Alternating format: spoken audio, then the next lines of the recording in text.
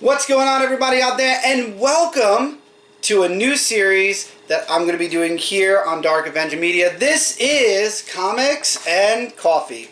This is going to be a morning series I do, hopefully every week or as often as I can, where if I see a book I really like in a certain week, I grab it and I do an in-depth discussion about it right here. As a morning video. I've wanted to do a morning video for a while as well. And as you all know, I'm slowly trying to catch up with all the books I used to read, so this way we can get the actual full-fledged Dark Avenger comic book review started again. But while I'm doing that, if there's a book like this one, where I really want to talk about it, we have a show now where I can grab it and talk about it. And when the review comes back, I am still going to be keeping this around, because during the review I'm not going to be getting as in-depth as previous shows. We're going to be doing reviews, of course, but we're not going to go super deep like this show will. And this show will typically be going up around 9-10 a.m. Eastern Standard Time. And it's a perfect time because this is around the time where people will be having their coffee. And in the video, I'll be having my coffee. Which, by the way, speaking of that, before we get into this episode's book, if you know any coffee companies out there that are looking to be sponsored or looking to be talked about on series videos, and they're willing to take a shot on a returning reviewer who's looking to really build things up again, send them my way, send them this video. And if you are that coffee company, I'd love to work with you. I love tasting coffee, and I would love to spotlight your coffee as I'm talking about my comic. Definitely we'll do taste tests, we'll do whatever on the show. We'll definitely have some fun with it, and we'll find the world's greatest coffee together. But I'm going to be honest with you, I like a lot of coffee, so it's very hard for me to say one coffee is better than the other. But we could have some great coffee together, and I could recommend some great coffees to all of you. That's the second sip I took. So let's get into this episode. Let's talk about this book because I'm super excited. Now, I have it here physically. It's a rarity, but I'm going to let it pop up on the screen instead. In this first episode, I'm going to be talking about Superman Action Comics number 1051, the first Superman book in the dawn of DC Comics, post Dark Crisis on Infinite Earths. Also, it was set up. It's the first story, but the setup for this was in issue number 1050. If you'd like to get a little bit more of an idea how, okay, let me give you all just a briefie. In issue number 1050, Lex Luthor, using Manchester Black, erased everybody's memory of Superman and Clark Kent being the same person. And if anyone finds out that Superman and Clark Kent are the same person, they have a heart attack. So Superman now not only has to keep his identity secret, but secret to keep his identity safe, it's secret to keep other people's health safe. So, yeah. Lex Luthor ends up going to jail, and then he also reaches out to Metallo, and that's where we're getting this story right here. Now, Action Comics, issue number 1051, has 3 stories in it. There's the main story, which is continuing from the last issue. Lois and Clark 2. By Dan Jurgens. I was super excited to hear that Lois and Clark was getting a sequel series. Even though it's a backup story in this book, I'm really happy that Dan Jurgens is back on a Superman story again. I was really excited to read that one. And then the third story is Power Girl Reborn. Power Girl gets some new superpowers, and it's spotlighted in this story. And now we're going to break the book down, the stories, and we'll talk about it a little bit. So this is a supersized issue. It's a $5 book, but Action Comics has been $5 for a while now. Personally, I think $3.99 was a good price for the book, but obviously because DC Comics put extra stories in, they have their reason for making it more money. Superman has been on a, how do I put it? Superman has been for a while. When Brian Michael Bendis took Superman over, I lost interest. I know a lot of readers didn't like a lot of the things he did, like with John Kent and revealing Superman's identity to the world, which one of those 2 things at least was retconned. And then War World kind of wasn't doing it for a lot of people too. It wasn't doing it for me. I lost interest. I just started skimming the books to the point where I just stopped reading Action for a while as well. So now we're getting back to basics. We had the Dark Crisis, like I said. Superman's back on Earth. more powerful than ever. I mean, it was mentioned in the previous issue that Superman actually is more powerful than he was before. And we have the whole Super family back together again, with new members, by the way. So the story opens up with Lois's piece that she's writing on about Superman, and you have people who are happy Superman's on Earth and more aliens are coming to live on Earth, and then you have the people who are against it. Kind of like the world is today, where people are accepting and not accepting. And then unfortunately violence breaks out. And who comes in to save the day but the Super family? And one of the things I like was I love the splash page where we had the Super family together. But I also love the fact that everybody's like, he's back, they're all back. Which is true because Connor's been missing for quite some time, since the New 52. And Keenan we haven't seen for quite some time either, so it's nice to see them back. And then of course, Metallo was looking to have his strike, do his first strike, and then he doesn't do it. Which, he kind of gets cold feet, and Lex Luthor warns him, he has his sister, either do your job, this is your last chance, or else. So, then we get some really nice at-home family dialogue between Superman and the rest of his Super family. I liked it. There was a funny moment with John. I'm not going to spoil everything. I'm talking in depth about the story, but I don't feel like I need to give you all every single detail. But it turns out that Clark ends up making a family speech. I love the page. I love the artwork on that page as well. There should be some artwork popping up. I'll definitely have it popping up so you can see the artwork. I love the artwork in all three of these stories. We'll talk about that at the end. So it turns out that, and I have to say their names, I hope to the best of my ability, Otho-Ra and Oso-Ra end up getting adopted by Lois and Clark. And they are basically I don't know how... John kind of isn't too happy that they're his new step-siblings. And I like that they showed that in this book. Like, John's happy that they get the best parents in the world. But remember, John was taken away when he was their age. And now he's watching these two children, who become the Super Twins, by the way. They get their own Superman. They get their own S-suits. He's basically watching them have the life that he got screwed out of because he got trapped with Ultraman. We're going to be talking about that series too. If not as a comics and coffee show episode, we will be discussing that on the Dark Avenger comic review series. I'm really interested in seeing John's story unfold in his miniseries, which then is going to, I believe, lead back into another book, maybe. But John is kind of jealous, I would say. But we get new people introduced to the Super family, which I thought was really, really cool. And then we have the day where, I believe it's called Steelworks Tower opens up. And it's actually taller than LexCorp Tower. And they are they're visionaries and engineers for the future. Because Superman's always said, he's there to help guide the human race, into the future. And now he wants the human race to lead themselves into the future. And Steelworks is where it's all going to start. So obviously, Steel being a part of the Superman family, the Super family is there to support Steelworks Tower opening. And that's when Metallo finally attacks. Unfortunately, Connor is the first victim to get hit by Metallo. The Super family jumps in. There's an explosion at the tower. They save the day. Superman saves the day. And then he comes face to face with Metallo. And that's where this first story ends.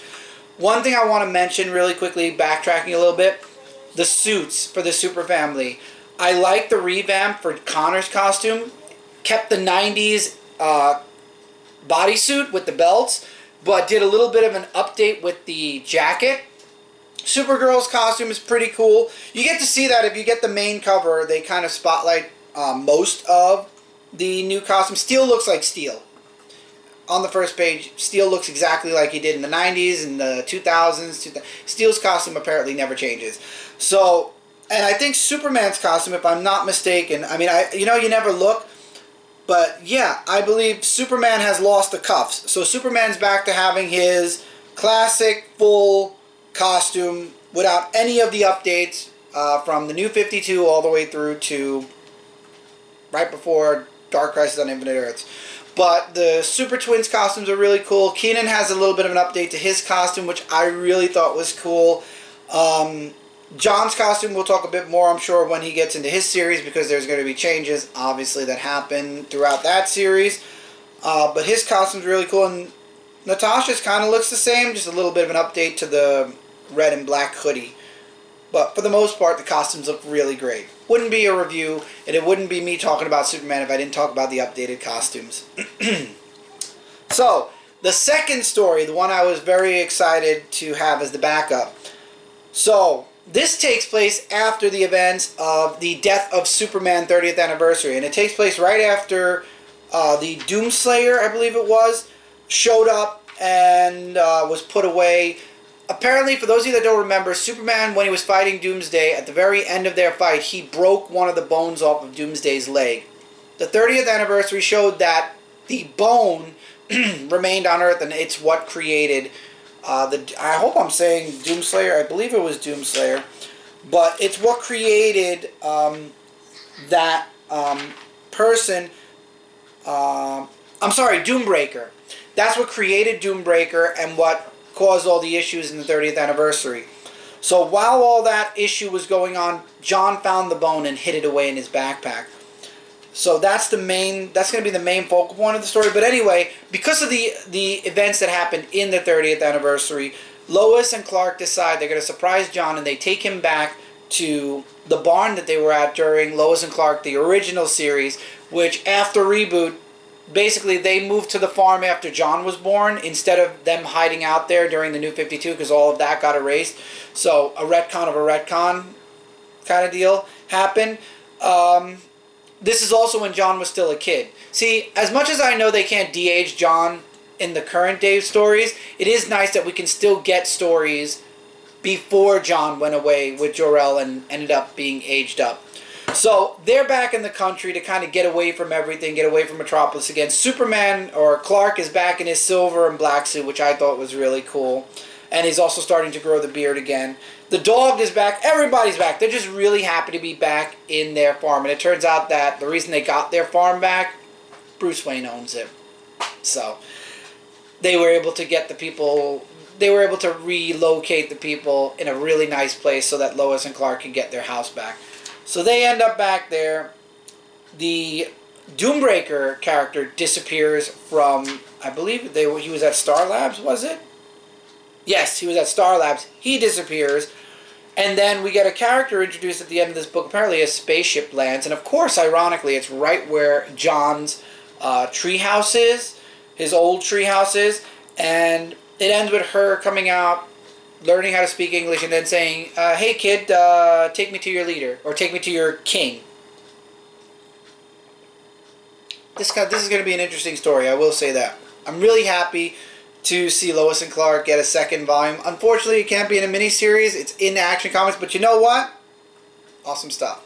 And now we got the third story, which is all about Power Girl. After the Lazarus event, she apparently gets this ability where she can meditate and she can go into people's dreams. And now she's going to use that ability to save people somehow. And her first clients show up, and it's Nightwing and Beast Boy. But Beast Boy can't change. Ever since the events of the Dark Crisis, he's been stuck in an animal form. So Power Girl brings herself into his mind, into his dreams, and finds a way to kind of bring Gar back. And it's a big fight, obviously, to break him out of it. She gets him out of it, and now it's to be continued because Gar is back. So now it's all about bringing him back, getting him back, and figuring out what caused what happened, I guess.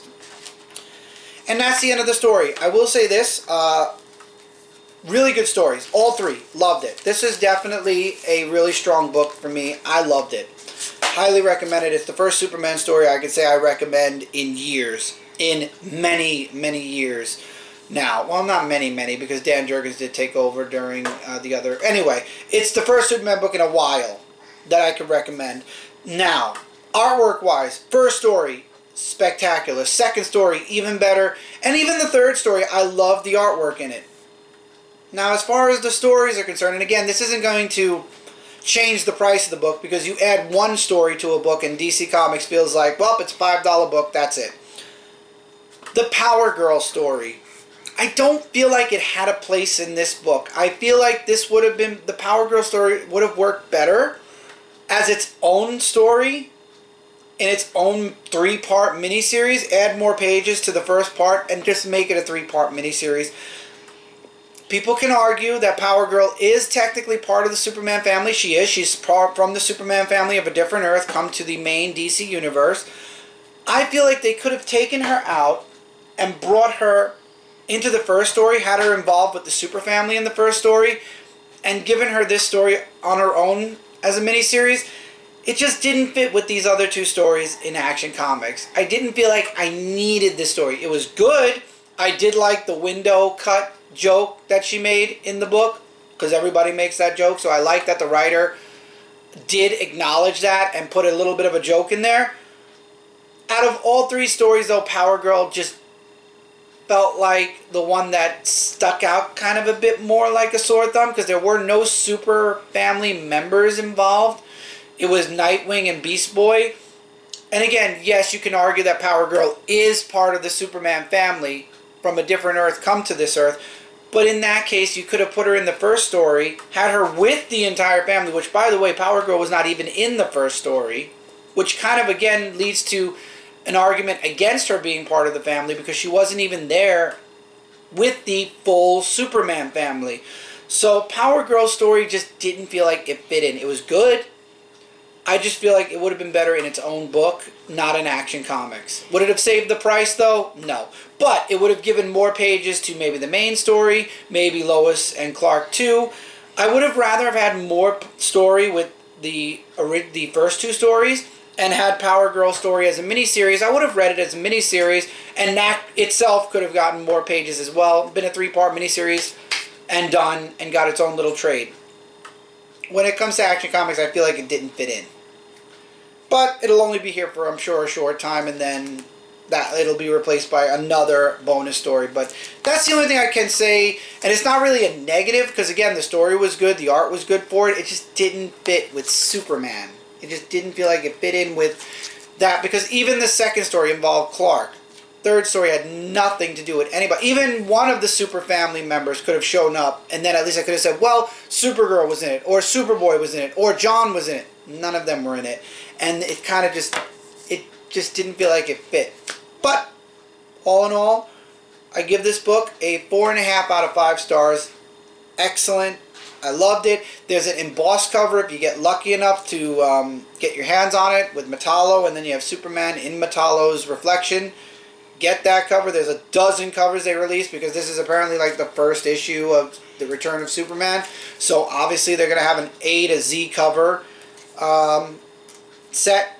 So grab whichever cover you like, but definitely something I would say to check out. And with that, that's it for this episode. As always, everybody, I hope you're having a wonderful morning. We'll see if the videos are going to be longer or shorter depending on how this video is taken and how much I can talk about other books. I'll hopefully see all of you really soon. Take care. Keep reading, keep collecting, and I'll see all of you really soon in the next one. Later, everybody.